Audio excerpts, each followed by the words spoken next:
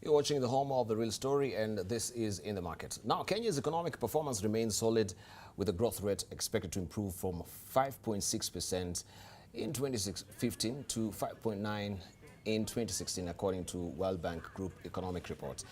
It is projected to rise further to 6% in 2017. The report says the most recent economic update, Kazi ni Kazi informal, should not be normal, attributes this positive outlook to low prices or low oil prices, good agriculture performance, supportive monetary policy, and ongoing infrastructure investments.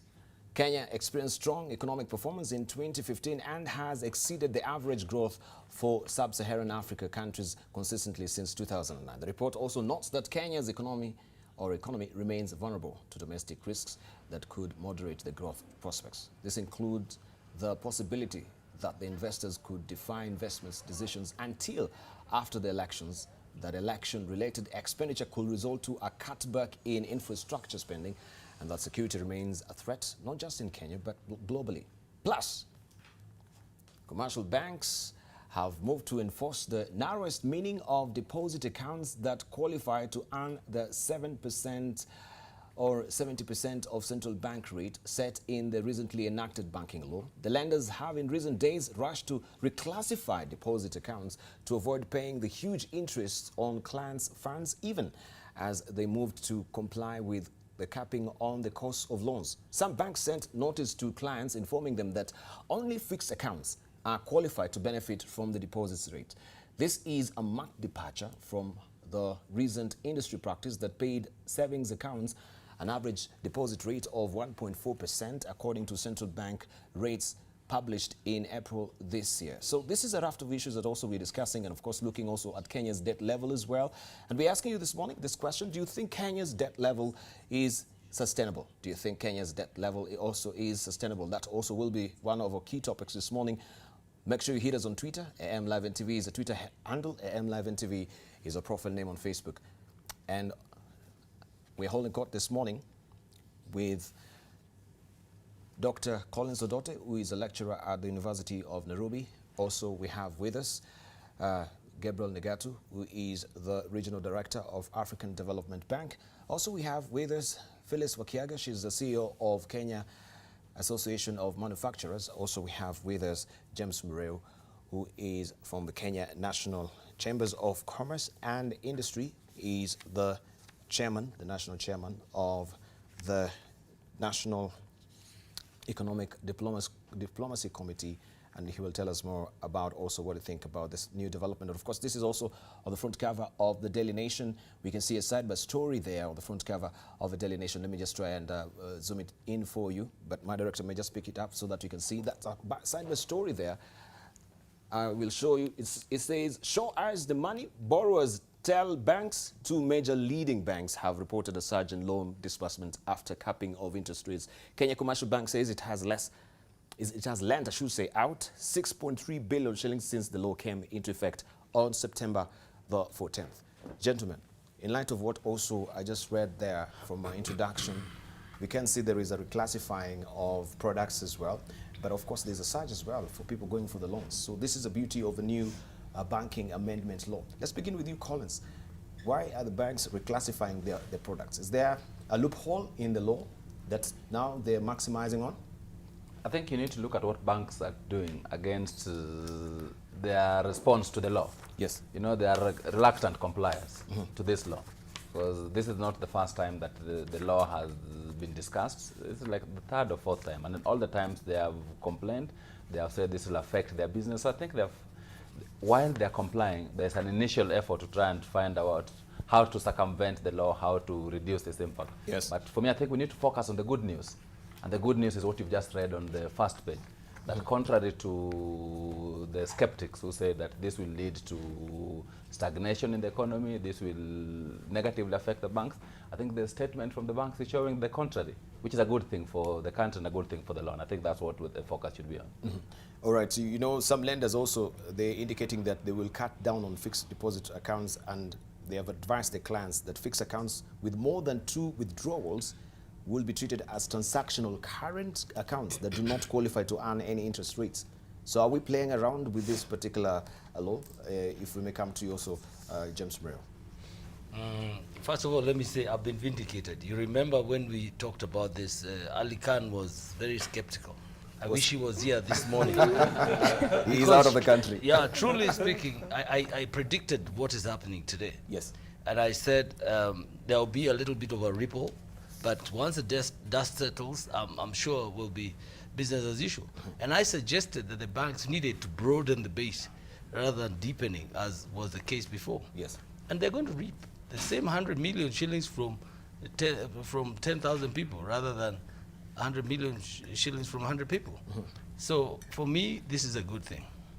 The reclassification of loans is something that is an internal adjustment.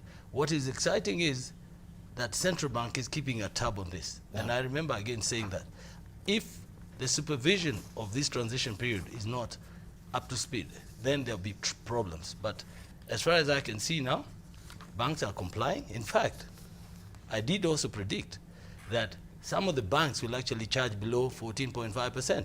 That is the case with some of the banks now. So as central bank, and that's really the control now of these interest rates. As long as central bank now keeps their appetite managed and manages by extension the appetite of government treasury bills, we are bound to see a lot of good things happening in the economy. Yes. All right, let's hear from Phyllis. I want to agree with Collins and James that it's a positive indication what is coming out, that more people are borrowing.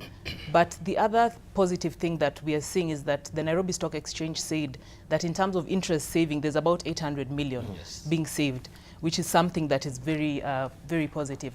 The thing I'm curious about, though, is out of this money that is being lent, how much of it is going to agriculture or manufacturing?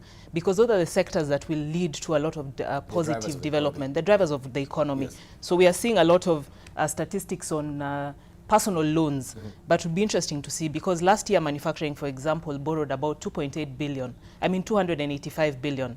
It was the fourth largest borrower in the country. So if we could have those statistics, how much is going to manufacturing, agriculture, that would be important, so that we're not only looking at personal loans and borrowing in that aspect, but what is actually going to drive economic growth. All right. Okay, of interest also is the fact that we have the Middle East Bank CEO, Rana actually, who say that the lender has sought clarification from the regulator on how to apply the deposits rate stipulated by the law before it could effect a change.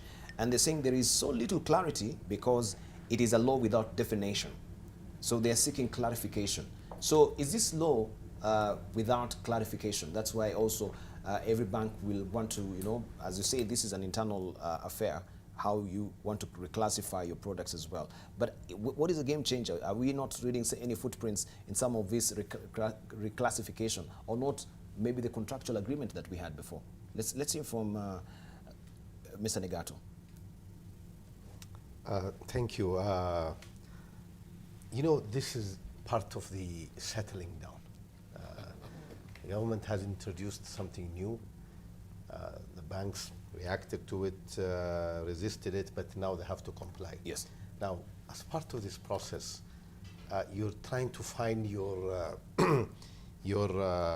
operating environment. So you tweak a little bit with the existing deposit, you tweak a little bit with the legal reading. Where are the loopholes in this regulation?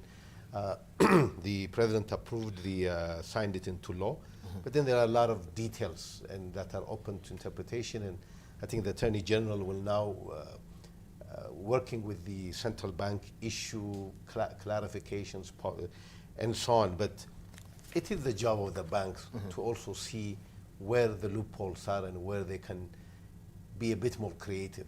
At the end of the day, this reclassification of existing loans and saying that anything with more than 2 transactions becomes a current account thing. Do you think that's fair? It's really a way to measure productivity. You see, when you have an account and you have more than 2 transactions, a bank would measure the productivity of its workers by how many transactions they transact.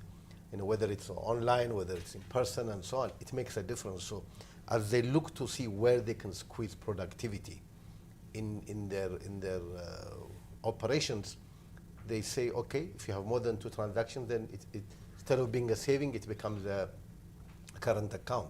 Now, there is no law that says how many transactions it takes before it becomes a thing, but they are being creative.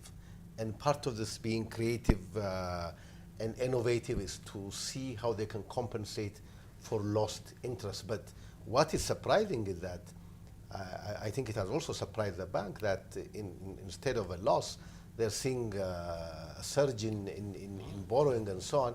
So I think once they realize that the sky has not fallen, there will be some adjustment, and this is the transition period. So this is to be expected, and I wouldn't worry too much about it. It will sort itself out. All right, all right.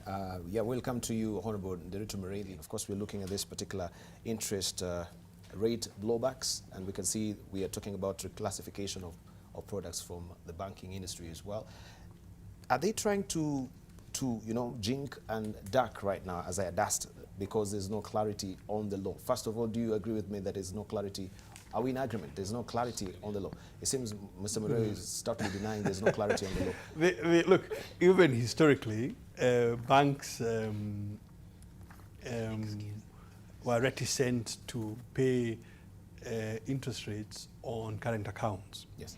I mean, and you saw banks trying to create products that are more similar, say, to a savings account. So the idea of banks not paying interest on current accounts is not really new. And obviously, if you're in the bank, if you're a bank, you're trying to make money. And so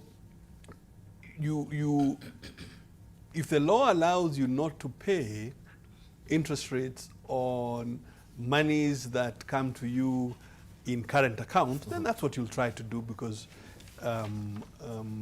you're trying to manage your cost.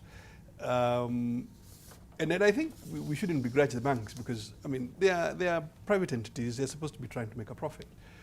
On the other hand, the banks, particularly the large banks, have a lot of liquidity. And that's why you're seeing, and so they are able to, and I can tell you, many of the large banks you will find have anywhere from 50 to 100 billion each in, I would say, excess liquidity. And so they will be forced to really go out and lend this money because of the structure now of the capped rates. So I think overall, this policy has nudged the whole system in the right direction. I think as most economists would agree, if it were a perfect market, you would not need to regulate in the manner that we have. But this market is imperfect. It is quite opaque sometimes. And so you're forced to make law in order to encourage the market to move in the right direction. I agree with Gabriel that these are early questions of settling down, and I think that the banks will find there is enough demand for their product when it is priced affordably, and that their profitability may not really suffer. Right. Dr. Collins Odote. Debarl, I think this myth that the law is not clear is just that. Yeah. It's a myth. Because but this is coming from a banking insider who is saying the lenders were taking advantage of the ambiguities in law, because the Central Bank of Kenya has refused to offer clarity. The important word is taking advantage. I think that's the important thing to keep in mind. Because okay, if you're taking advantage, then there has to be ambiguity for you to take advantage. Debarl, can we Debarl, yes. Even for the Constitution, even for laws which are clear, people always try to take advantage. Exactly. So I think you need to keep that in mind, because at the end of the day, let's assume that there was even an ambiguity. But what is the intention of the law? The spirit of So what is the spirit of the spirit of the law is to ensure that we cap interest rates, number one. But number two, to ensure that the balance between what you charge for money that you give me and what you give me in money is very clear. But how will it be exceedingly beneficial to Mwananchi if now the bankers themselves, they'll find ways of jinking and dunking and navigate through the law itself, though you say the spirit and But the responsibility is on the legislation, is on the legislation side to make sure that the law is is such that Yes. you cannot find a loophole in it. I think we are putting the owners on the wrong side. The banks are supposed to be making money, and that's what they try. They are private businesses. When we make law, we have to. And now look, making law is a continuous process. Thank you. If it turns out that there is a bit of a loophole, then what Bunge ought to do is to tighten it. All right, And okay. in application of the law, that's when you realize the loopholes. Even for the Constitution, when we look at it today, we are saying this needs to be improved, this needs to be changed. So what we should take is the lessons from this and what needs to be tightened. And central bank exists as the regulator to provide clarity where it's needed. But the legislature has the final responsibility of ensuring laws are clear. All right, Mr. Mureu. Yeah, quite honestly, the banks will always try their luck, and they will try it any which way. But the truth is, and I said earlier on, this is an internal thing that must be now. That's where you're going to see who is a genuine banker and who is trying to fake their way around. If you look at existing currently now, if you have a fixed deposit, even before the capping of this interest, there were internal mechanisms where I could withdraw my deposit without losing the benefits. There are areas that the bank can actually adjust. It is now this transition period that they are going to try and capitalize on anything that is grey to turn it into profitability for the bank. But sooner or later, as long as the central bank remains hawk-eyed, they will be caught up, because this is what the regulator is supposed to monitor and follow through. All right. Yeah. It's not a bad thing. It's not a bad thing. This is not a bad thing. No. You want a banking sector that's creative. Yes, you make laws. Laws are never perfect the first time around. It's a work in progress. But at the same time, the bank now looks to see how it can cut cost. Thank you. And reducing transaction, more than 2 transactions, is part of the cost-cutting measure. And that, I think, is not a bad thing. It's a creative thing. All right, let's hear from... I want to say this, and let's watch again this space. I've become a prophet of this whole process.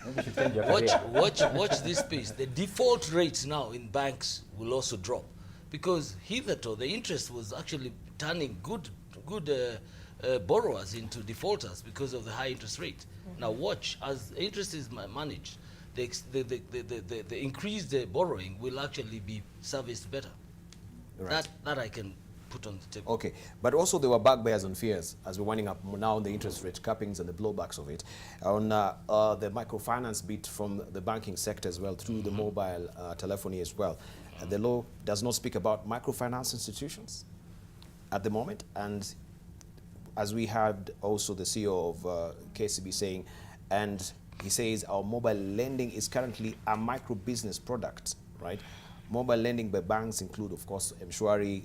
We have also M-Coup Cash, KCB, M-Pesa, and Equitel as well, has been dispensing billions at rates of between 5% and 10% a month, which, when compounded annually, ranges between 60% to over 100%. And there was a threat, as I mentioned, there was bugbears and fears that they are going to pull out these services. But we've seen also KCB looking at the daily. Is it the Business Daily today?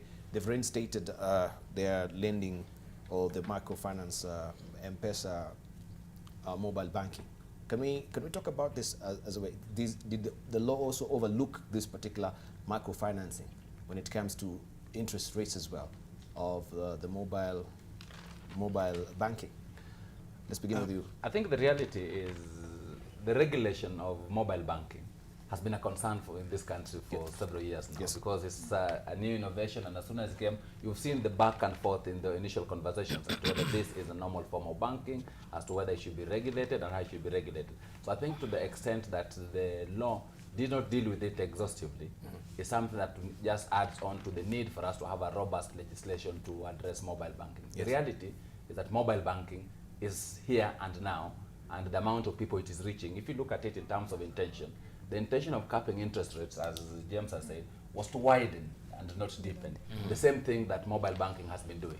But as we go through implementation, we need to look at how we enhance our legislation also on regulating mobile banking. All right. Okay, let's get your headline thoughts on that. Yeah, well, look, if you read the memorandum of objects and reason in the making of this law, yes, because, you know, when you make law, you have to sort of explain why are you making the law.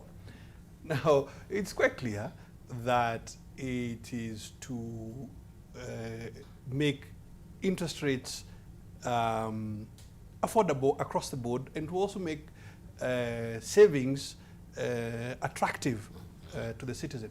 So using the mobile to either lend or save, the mobile is a tool.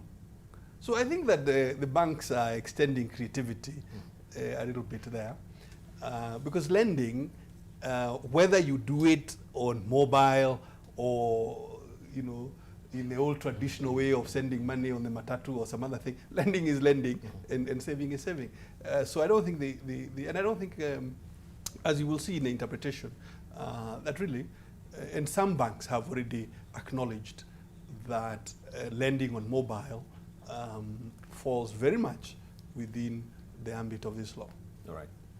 Okay, you have a final Yeah, I think eventually, Debarl, what you will see is the settling down, and you will find the microfinance institutions in this country are the ones who have actually pushed this agenda of recapping the interest rates, because they themselves started regulating. They were lending at lower rates and much easier terms than the banks.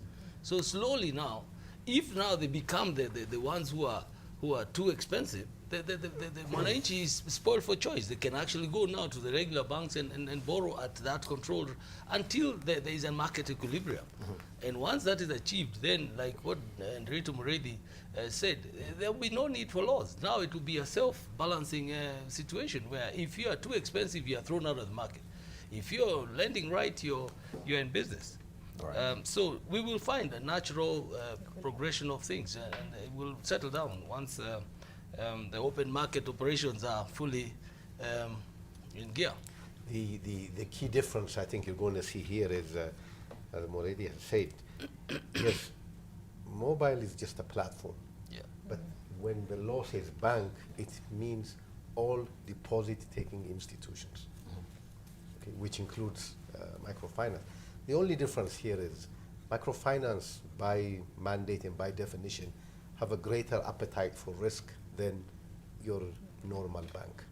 People whose credit worthiness may not make it in your normal bank may get access to finance in a smaller microfinance, which is smaller amounts of loans, closer to the community, closer supervision and so on.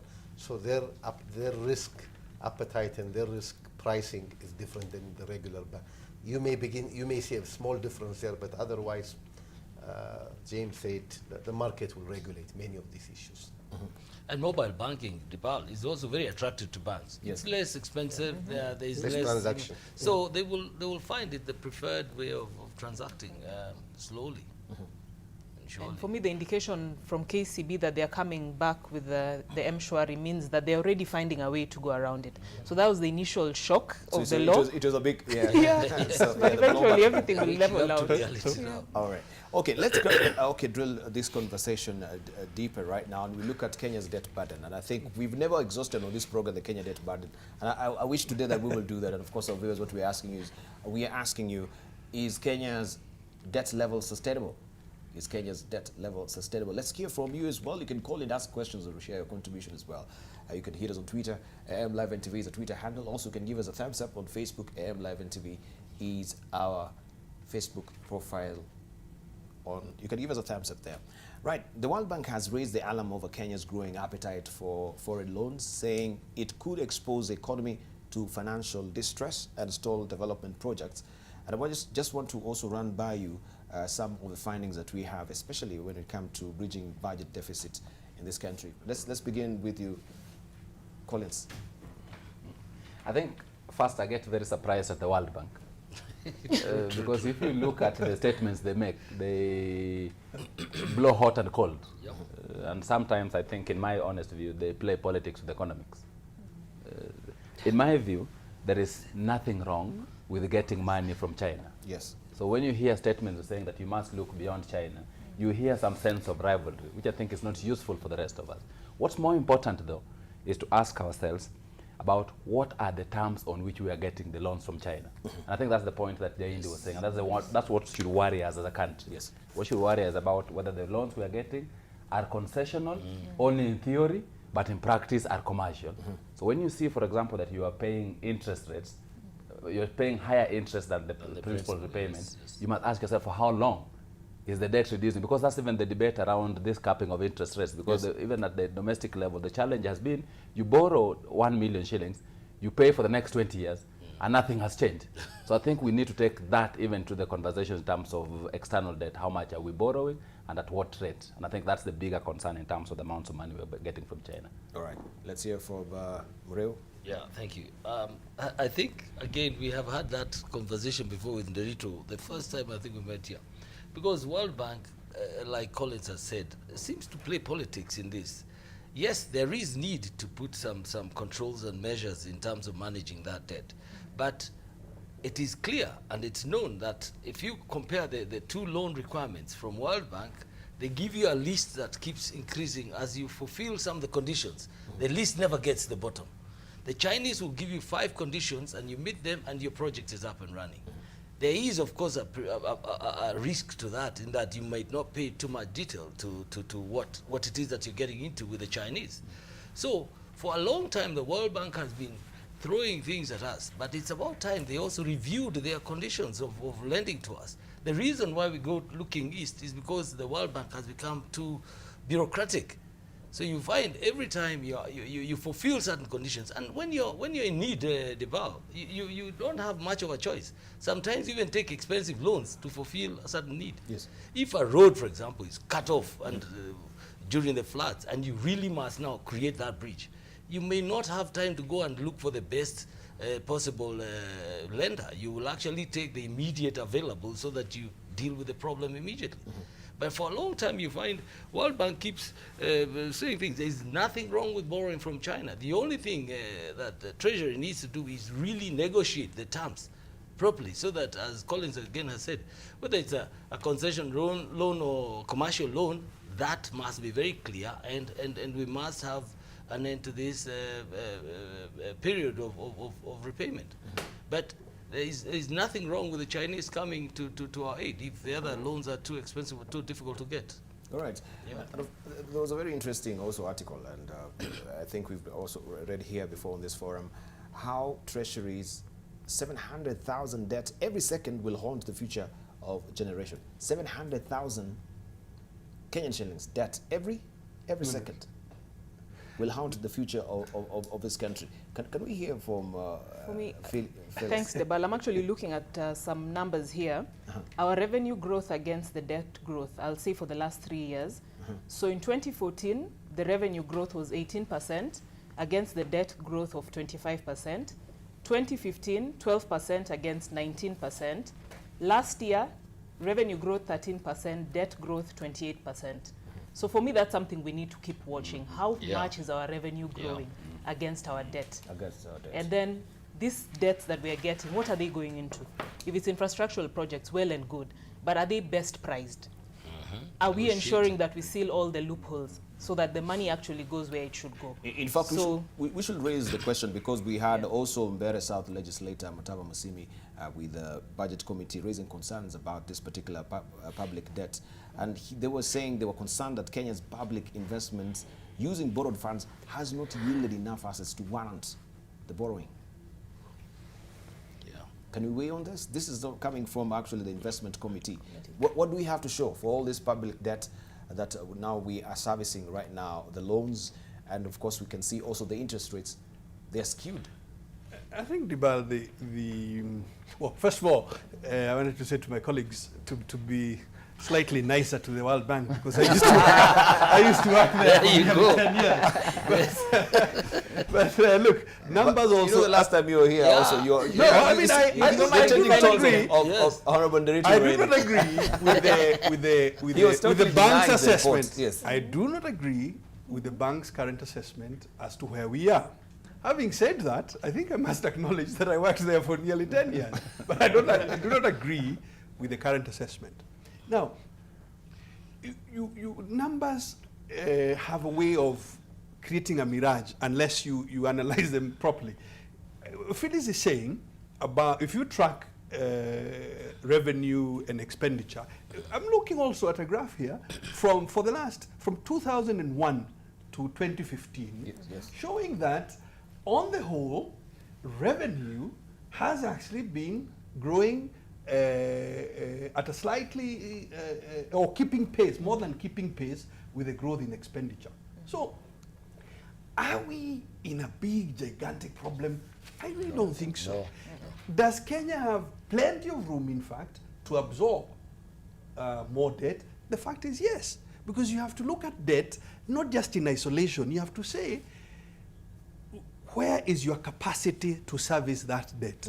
Which then leads us to, what are we doing with this money when we borrow it? Yes. Yeah. And I think we all agree, this one agrees, if we are using, like some money we borrowed from Gabriel here and build a big road here called Thika Road, Yes. which is creating Very a lot positive. of economic Yes. impact. Yes. Now, if we borrow it and squander it, you know, that would be a different story. So I think when you look at the Chinese and you say, what is it? What have we are doing standard gauge with the Chinese. I think that is in the right direction. Positive. Yes. Phyllis and the Expansion, manufacturers. roads, Yeah, I agree. said infrastructural development, Exactly. very welcome. So the debt that we are contracting is not for consumption. It is for for investments. All right. Now, But we'll bet to differ I on think- that a bit. Because we've been borrowing to service loans as well, right? We had also the Eurobond. And now we also borrow to, to repay some loans that we owe. It is not truly going to infrastructure and some development as But well. Debarl, even if Could it we went to question that? infrastructure, Sorry? I think the devil is in the details. Yes. Yes. Because it is, overally, it is okay to borrow for infrastructure. But I think as Phyllis says, we need to go into the details in terms of at what rate are we borrowing, All right. and are we using it for the infrastructure effectively? And is the I think cost of that's that, of those projects, the Can best I cost? read something from this particular report so that now you can say at what rate? Because the reports note that over the period of 2012, 2013, 2014, and 2015, the allocation towards development grew by 29% in nominal terms, with borrowing forming part of the development financing. However, the rate of completion of projects has been very low. The committee notes, as of June last year, there were more than 100 projects which were classified as ongoing. The cost of completing these projects is estimated at 3 trillion shillings. This is a post giver for you. Just think about it as we're taking callers who are hanging on the line as well. Right, we have Gabriel hanging on the line. Godfrey, I should say. Yes, good morning. Morning. Yes, I've been following the conversation, and I think it is very good talking about the loans. Yes, thank you. Yes, one thing which I have to say is that loans are good, and we have seen a lot of development which has taken place for the last 5 to 10 years or so, which has been very, very good. Okay, we have to check the terms, which is very good. This country has the capacity to absorb the loan. That is one thing we have to appreciate. The only problem we have in this country is corruption, which is also eating part of this. If only we could manage corruption, this loan would go a long way to help this country. And even repaying that loan will not be a problem. Because I know one thing, the country has the capacity. The economy is growing. The population is growing. We have a very youthful population which need employment, which can also help to generate more income. I'm very happy to see that now we are building a dual carry highway from all the way from Mombasa to Nairobi. Another one is starting from Nairobi to Nakuru. This is going to generate a lot of economic activity, and the economy will move fast. So the thing which we should be discussing here, how do we manage these loans, especially the procurement part of it, Yes. where we reduce corruption and more go into building the infrastructure. Loan for infrastructure is there.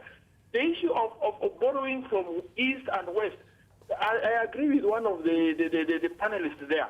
The West have been playing a lot of poker game with us.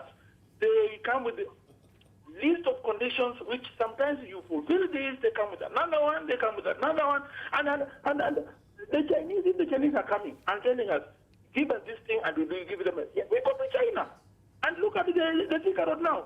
It's good, it's nice driving. Nowadays, it's good.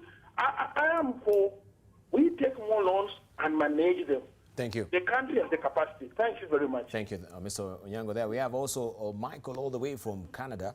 I don't know if it's in the morning or in the evening in Canada. Forgive me. Michael, how are you? Hello, Debarl. Hello, Michael from Canada.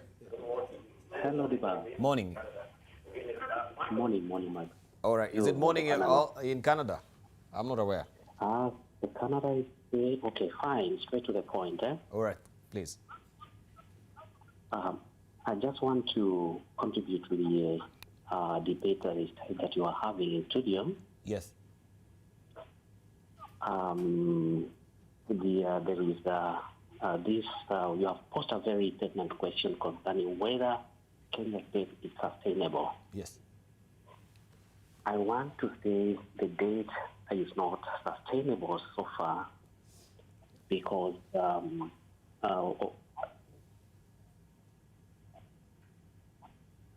Yeah. Hello, Debarl. Yeah, we can hear you. We can hear you. Continue because of...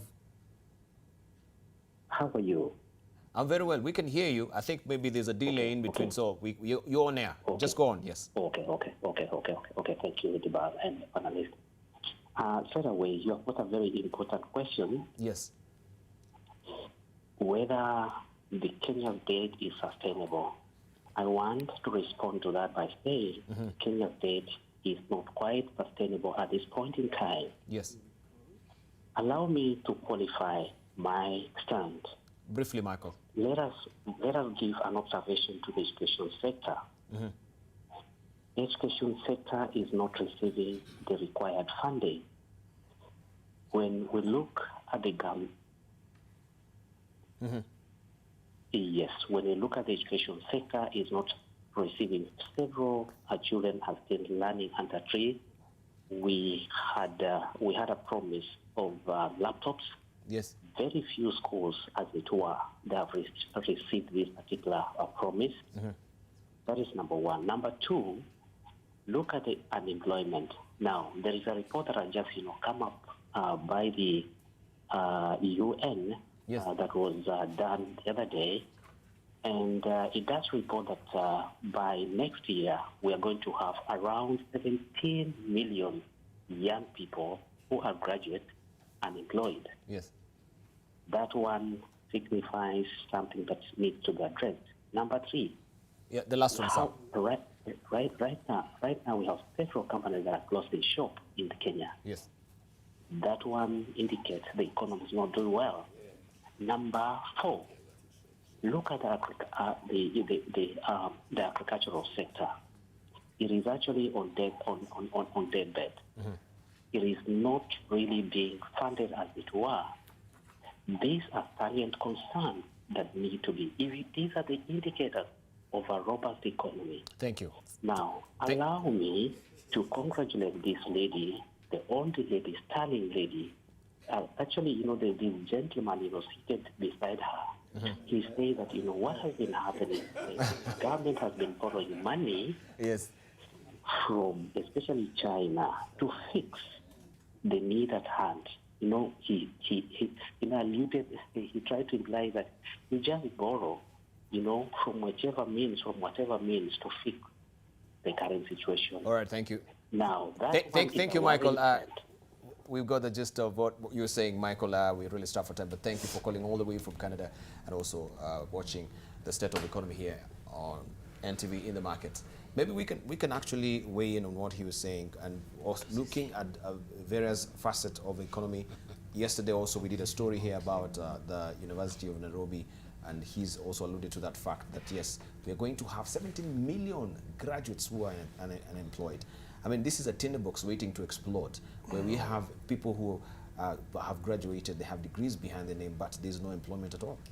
Maybe we can respond to that, and we should go, as we are also thinking about our closing remarks, we shall look at how also this debt level has been when also the Jubilee government took.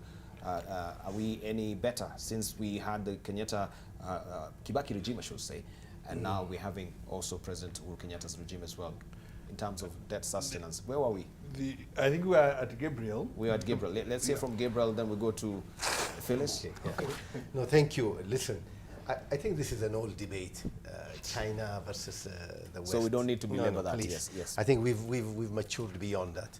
Kenya will get its loans from wherever it finds the best terms, wherever it finds the best tenure, wherever it finds the best price, east, west, and conditions. So I think we can put that to rest, including whether or not the private sector is even best suited. Look at this new project now, Mombasa-Nairobi Road. Yes. that's going to be a private sector road. It's going to be a toll road, but it's going to be built by the private sector. So Kenya is looking at all options. It's talking about turning some of the existing roads into toll highways, but the Mombasa-Nairobi road, now the tender is, I think, out for the private sector to come, build, operate, and transfer BOT. So I think I think there's no comparison here. But on the World Bank's advice, let me not comment on sister institutions, but on the issue of is the loan yielding return. You know, and Muriithi raised the thick highway, it's a good thing. If you look at the economic return of that road, the value of property, look at all these malls that have come up, look at all the development that is taking place in that corridor. That's what a road does. That's what an infrastructure does. If you've got 17 million graduates coming out, you expect to absorb them into industry. What does that require? It requires roads, it requires power, it requires all kinds of issues. Next week, I think the president is hosting a summit on youth empowerment. The president is chairing this himself. You know, so the government, I think, is taking the right step to address these issues. But the Achilles heel in all of this is the absorptive capacity. Absorptive capacity. The absorptive capacity remains a challenge, and that's why I think there's now a new delivery unit in the office of the presidency, whose job and only job is to go around and check what is being absorbed, why it's not being absorbed, and fixing the problem. I think this is the kind of solution we need. All right. Phyllis, we can come to you to comment on the On the manufacturing. loans, I think we've exhausted the topic. Yeah, yes. But it's positive if it's going into infrastructure. We've seen SGR, we've seen the roads, the improvements at the port are notable, electricity. So all that is very positive for economic growth. So if we keep it there, and if we watch on what they said about corruption, because that's the elephant in the room, and that's a reality. So that's something we need to watch. If we borrow to fund corruption, we are definitely not doing the right thing for ourselves and for future generations. Unemployment, a big burden for me personally, because as a country, our unemployment rate is about 17.3%, almost the highest in this region. Other countries are sometimes below 10%. When our youth graduate, about 35% of them do not get jobs. So I know the government is really trying to do a lot, and I think the manufacturing sector is one of those sectors where we can really get these jobs. So the agreements we are concluding, EPA was concluded recently. I mean, Kenya signed and ratified and notified last week, meaning we're actually concluding whether it's EPAs, AGOA, and all these agreements, and the manufacturing sector can take advantage of this. However, we need to look at imports. You spoke about the number of Chinese goods being imported into our country. Are they things we can do locally? Because, for example, They they are, because is it within your remit we to make sure recently that saw we companies push? like Samia relocating, and about 300 people have lost their jobs in tire manufacturing. And why? Because the landed cost of a tire in our country is 60% cheaper. So issues of competitiveness are things that we need to address seriously. And what we can produce locally, like we saw in the statistics, cement imports into Kenya grew tenfold. We know it's about infrastructural projects and all that, but can we find a way to utilize the local capacity that we have to its maximum so that we create jobs locally? Because that's very critical. Are you doing it efficiently, though? You see, Yeah. why is it that Dangote can ship cement from Ethiopia into Kenya? Cost of And production. you have, okay, then what does it take Cost to of bring down production. the cost of production? Yeah, that's a Because conversation. for the consumer, I go to the Yes, market and I buy definitely. the least cost. Yeah. Least cost, yeah. So That's- why are your members not being competitive? because of the cost vis-a-vis- of production, And which that's why is the debate a not just reality. for Phyllis. Yeah. When we're discussing even infrastructure and the cost of putting it, it's not enough to just say that it is good to build SGR. We must ask in terms of at what cost, because if the cost is too high, while the road looks nice, eventually that cost affects business, it affects production, and you'll then have a situation where, yes, the private sector is producing, but they're producing at a cost which makes them uncompetitive, and that's why we need to address issues about our cost of goods. Let me just throw in something here.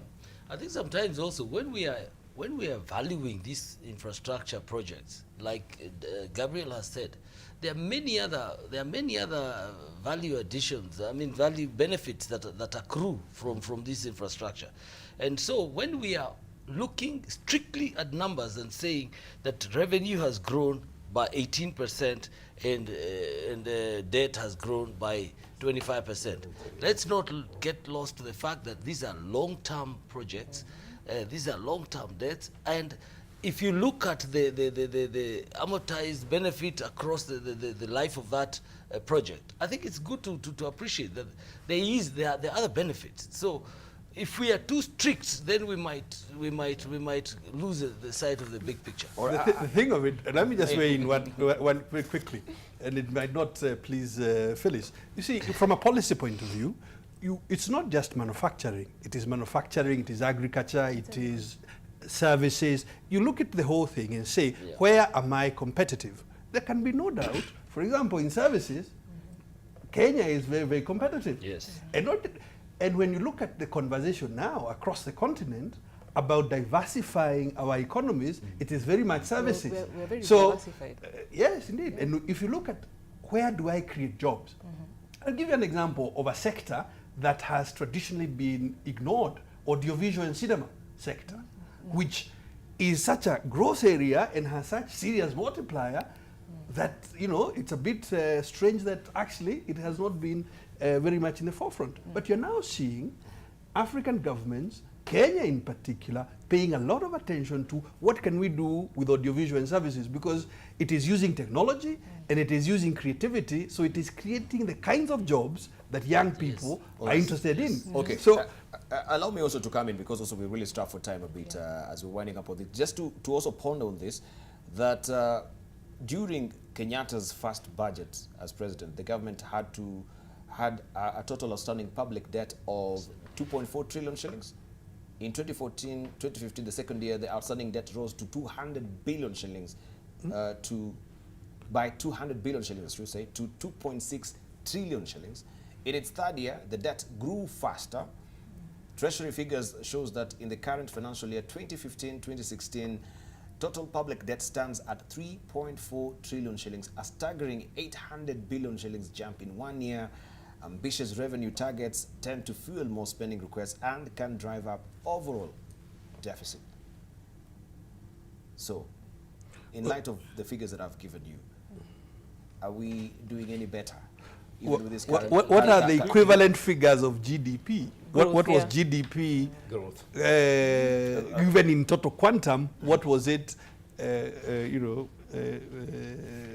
or 4 years Sometimes ago. those figures are very selective. Yeah? And a lot has happened. We've built infrastructure, we've devolved our government. A lot of things are happening that is leading to more spending. So there's a reality that we'll borrow more, but we need to look at it with other things in mind, because the economy is growing. This article says, I think you should listen to it. It says that the level of debt in Kenya is approaching an unsustainable level and is expected already. The ratio of debt service to revenue has reached its limit of 30% and is expected to bypass its limit in the 2017 by 4.7% points on accounts of debt redemptions and interest rate cost, and they are expected to rise substantially in 2018. The report also says this, unpacking the budget estimates 2016-2017. Are we back to the bank report? I mean, the government's own view of what is the threshold is 40%. Debt to GDP. Now, if the bank has set its own threshold of 30%, then it can come to its own conclusion. 40% is a realistic, in fact, some places even 50%. Yeah, we accept so Debarl, the debt question really, and it's pushed a lot, I think, out of the West. The debt question is about the proportion of debt in relation to GDP, not just looking at the debt in isolation. All right. And where the economy is, we can afford to do it. James, let me just say this. For me, I partially want to agree with some of the red flags that have been thrown, because our debt is growing. If you look at the bloated government that we are running in this country, that is part of the problems that we're having. We really need to manage this devolved system, while very desirable. Are we managing these debts at county level, at national level? And I think for me, the question here is, do we want to review our constitution insofar as this? Because right at the beginning, when this constitution was passed, there was that issue of, can we afford this number of people? I mean, if you look at from the MCAs to the governors to the senators, everyone has bodyguards and big cars and everything. And those are some of the things that are increasing these debts, truly speaking. And there's no doubt about that. All right, thank you. Can we get headline thoughts from Negatu coming to also Collins and Phyllis as well? Briefly, sir. Let me give structure to this discussion, and I hope this is probably one of the last times we'll discuss. Kenya's debt. two framework for looking at debt. One is ratio of debt to GDP, and the second is the percentage of export.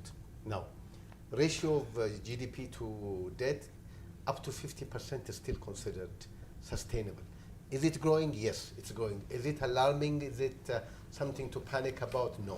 The second is, if your debt is less than 150% of your annual export, it's still at an allowable rate. So, thank you. Not to get too nervous about this, but two things that we need to do. One is reduce the expenditure side. Government appetite, the counties and everyone is growing. Reduce that appetite. That has to be taken back. And the second is to grow, mobilize the domestic saving and mobilization of resources. KRA need to do a better job. If we do those two, then that will be okay. Thank you. Collins, your headline thoughts? Two things, Debarl. The first one is, unlike James, I think we should look at figures. The idea of saying figures don't say enough is sometimes the reason why corruption gets in, because they say, don't worry about the figures, just look at the overall thing. But the second is as to whether the debt burden is worrying or not. I think constitutionally, the debt burden must concern us. That's even the reason why there was a conversation yesterday between the Deputy President and governors.